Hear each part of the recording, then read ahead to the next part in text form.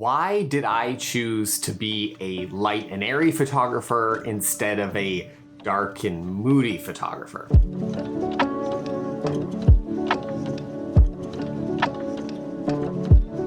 I put together a free worksheet that you can download through the link in the description if you want some help going through some of the concepts that I talk about in this video.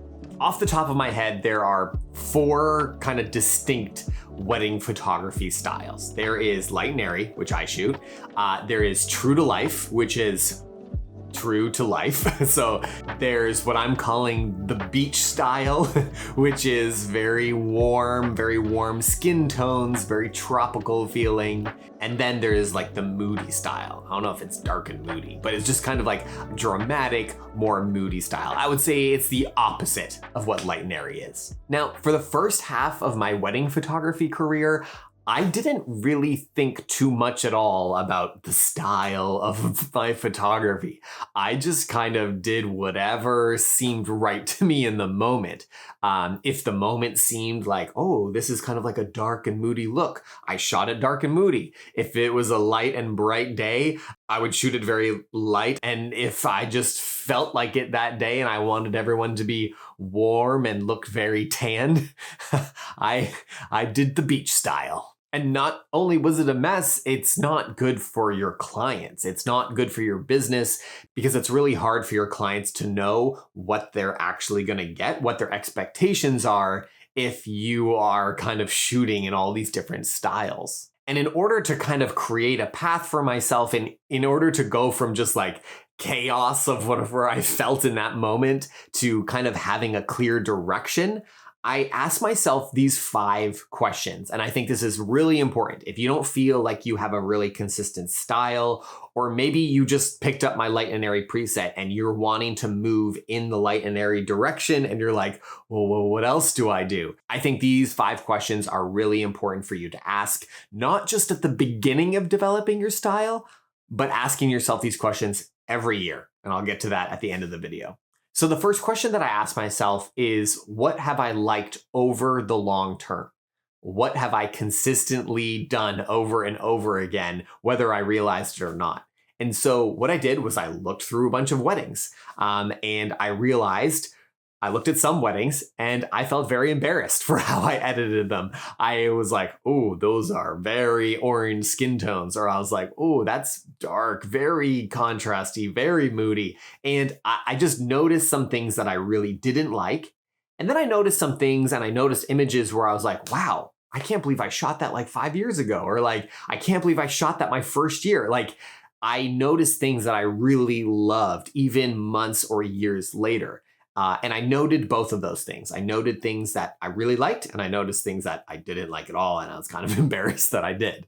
The second question that I asked myself is, who could I steal from? And I have to give all of the credit here to my wife, Airy. She came in at the perfect time. I had been doing weddings myself for about 5 years at the time. I was worn out. I kind of hated weddings, and I was like, I have wasted my life going in this direction. Why did I do this? Why didn't I just get a graphic design job and like forget wedding photography? I felt burnt out. I was over it. I was frustrated and slightly angry at what I was doing. But thankfully, my wife knew me. Airy knew me really well. And she was like, I think there's something here. You just need to be a little bit more intentional and then look for something that you could really love and enjoy. So she started doing some research into the wedding photography world, which I had never done. I didn't really even know about other wedding photographers. I just did whatever I liked in the moment. What she did was started researching photographers. And she was like, oh, what do you think of this one? What do you think of this one? And I took all of the photographers that she started curating together and photos that she was like, oh, look at this, Luke. Like, have you seen wedding shot like this before? And I was like, what? No, like this was a whole new world for me. And so through that process, I came across several photographers that just really spoke to me. Like when I saw their work, it was gripping. I was like, that is who I want to be like. Like I like theirs, like I like their work too. I want to be like that. And so I looked through and I found photographers that I wanted to be like. And I saw how they shot certain parts of the wedding day. And I was like, ooh, I really like that. And I really like that. And so it gave me some inspiration and it gave me somewhere to move towards. And as a very side random note, if I ever start my podcast again, I would love to interview some of these people that gave me so much inspiration when I was trying to kind of reinvent myself as a wedding photographer. But I have too many things going on right now. The third question that I asked myself was just like, what does the event or what does the job call for? Like what would best represent and best tell the story that I'm trying to tell? Okay, I looked at the stuff that I liked and I didn't like from my work. I started looking at other people's work and I was like, ooh, this is what I like about yours. This is what I don't like about yours. So I had lots of comparisons. But then there was a time where I really sat and thought, like, okay, what do I believe about wedding photography? What, like, do I care about this at all? Like, do I have, like, do I care about photographing people's weddings? Like, does that matter to me? And so I sat down and really just thought about what I thought about weddings. And at the time, I had just gotten married myself. I had been married for like months at that point when Allie and I like went through this. And to me, as I reflected on getting married myself and what that experience was like, it just became more and more apparent to me that light and airy style, like when I looked at photographers that were shooting this light and airy style, that it just really resonated with how I experienced getting married and how I think about weddings and marriage. That for me, like shooting kind of really dark and moody, contrasty wedding photos just didn't at all correlate with how I viewed my own wedding. And even though like we got married on a somewhat kind of dark and rainy day, it didn't feel moody at all. And so to me, I was just being drawn more and more to this kind of light and airy style because it reflected the emotions of the day. And to me, weddings are this sacred, beautiful, hopeful, exciting kind of dividing line in your life. And to me, the more that I thought about it and what I thought about what was important to me, it became very clear on what I wanted my wedding photography to look like. Then the fourth question I asked myself is, what do I want my style to be? Was it just a matter of just choosing light and airy and then it's like, okay, it's just my style and that's it? No, that was just the beginning. Just because I saw some photographers that I liked and I chose, some of my own images that I liked and didn't like, that's just like, I had no direction at that point.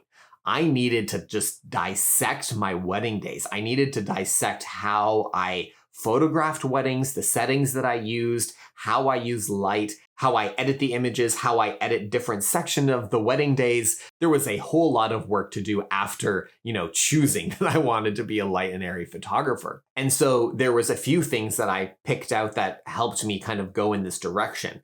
One thing that I noticed amongst these photographers that I really liked is that a lot of them shot film. I liked that the film they were using. I liked the camera that they were using. I liked how this one person posed people this way at this part of the day. I liked how this person shot the reception. And so I just went through and pulled all of these different specific style things from different photographers, from myself, and started putting together kind of this new look and this new style of what I saw would be the best version of light and airy. And that would kind of be my path and my plan going forward. I would go through every single aspect of the entire day and say, like, does this align in the vision of what I want weddings to look like? And now I had a path forward. I had a plan. I had a map. The fifth thing that I had to ask myself, this was the last thing and maybe kind of the hardest thing to do, was I needed to stop doing some things. For me, it was clear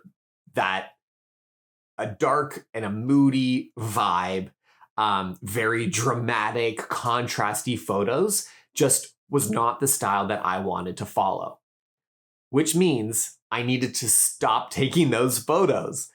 Just because I shoot light and airy doesn't mean I don't like a good, like, dramatic black and white. Like, I don't like nice light beams coming in. But I needed to realize that just because I liked something didn't mean that it needed to be in my style as a wedding photographer. As this particular kind of vein of my photography, it needed to be really pure. It needed to stay within the boundaries that I was starting to draw. And especially because my work now was being based on film, it was being based on, Portra 400, Fuji, 400H, like that was a very particular look. And if I randomly shot something that looked very different, it would throw off my whole plan. It would throw off my whole direction of where I was going.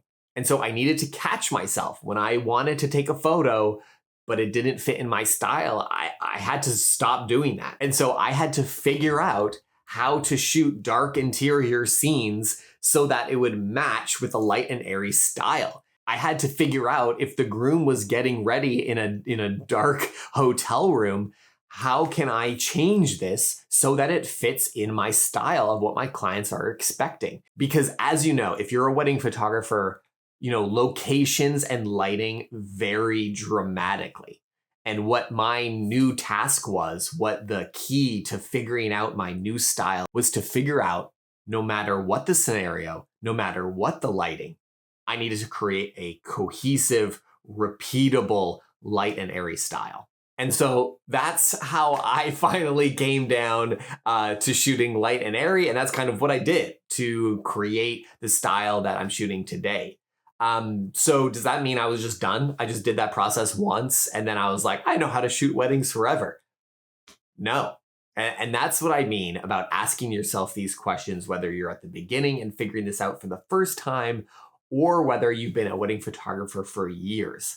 And it usually comes to this part of the year. The end of the year, I'm going into Christmas time or going into the new year is when I start evaluating, how did my last wedding season go? Like, how do I feel like, those boundaries that I created for myself in creating my style, like, how do I feel about those? And I start reevaluating every single year. Every year, I even will be updating my preset a little bit to just like align with what I'm liking this year and where I want the direction of my wedding photography to take. And I would suggest that for you as well, to look at what you're doing and say like, okay, as you look through your weddings, is this aligning with who you want to be as a wedding photographer? Is this aligning with your actual style?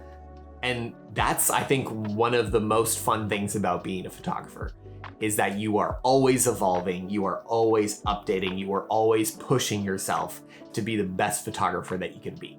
And of course, if you are at the beginning section of figuring out how to be a light and airy wedding photographer and you need some help, you can check out my light and airy preset on my website, or you can find it in the link below.